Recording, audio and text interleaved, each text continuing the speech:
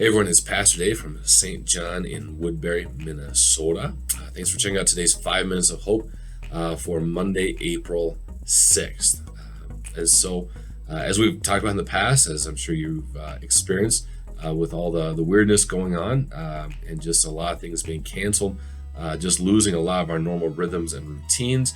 It's easy to lose track of what day it actually is, but it is in fact Monday. It's actually also the month of April if you weren't aware of that quite yet.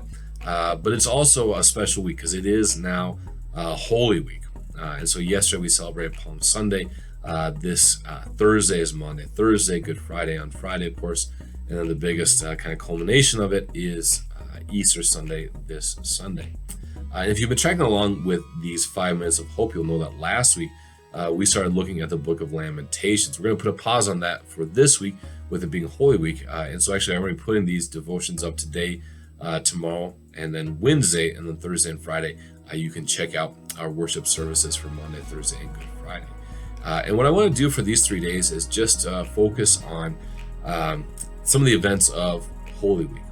And I imagine for some of us watching these videos that this week is going to be a challenging week because Holy Week is very meaningful for a lot of people.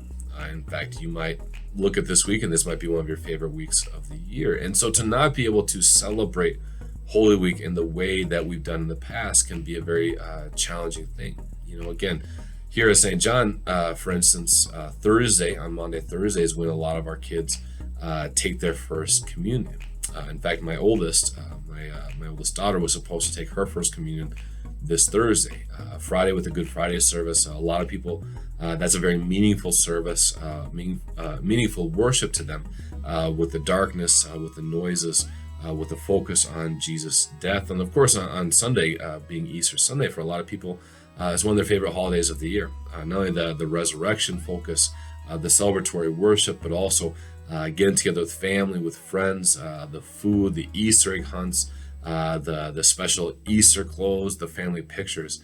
And to not be able to do those things in the same way this year might be a struggle for some of us. And it might be one of those points where we realize just the harshness, the darkness of the world right now.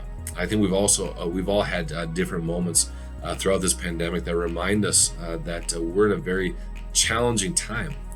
For me, this might sound weird, but when they closed down the gym, so when the YMCA closed down, that's when it really struck me that this is a very hard thing that we're dealing with. For me, the YMCA, going to the gym is my happy place. You put in the headphones, you just take an hour to kind of zone out, go to a different place and get refreshed.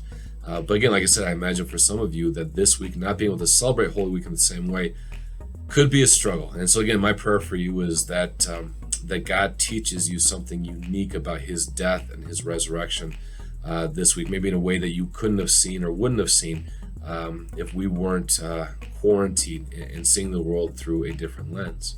And so today I just want to talk a little bit about what happened the day after Palm Sunday. Again, we are in Holy Week, so yesterday we celebrated Palm Sunday with Jesus riding in triumphantly to Jerusalem with the palm branches, people crying out, Hosanna.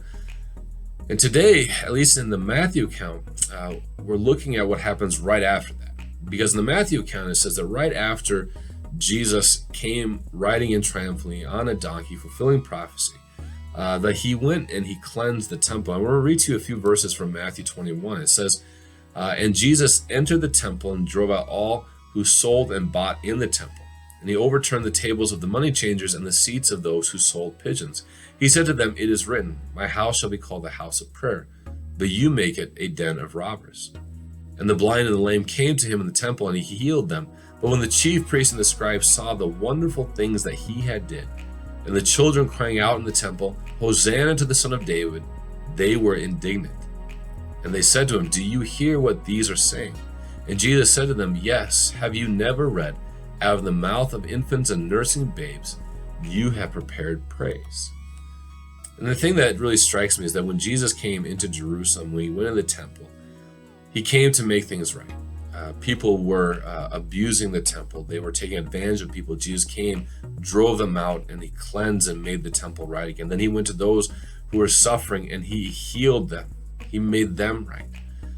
Again, that's what Jesus came to do. That's what this week is about. Jesus came in the world to make things the way they're supposed to be, to free us from suffering, from pandemics, and ultimately from death. And so that's my prayer for us, is that we have hope not only today, but this week as we celebrate Holy Week, because remember what Jesus did this week.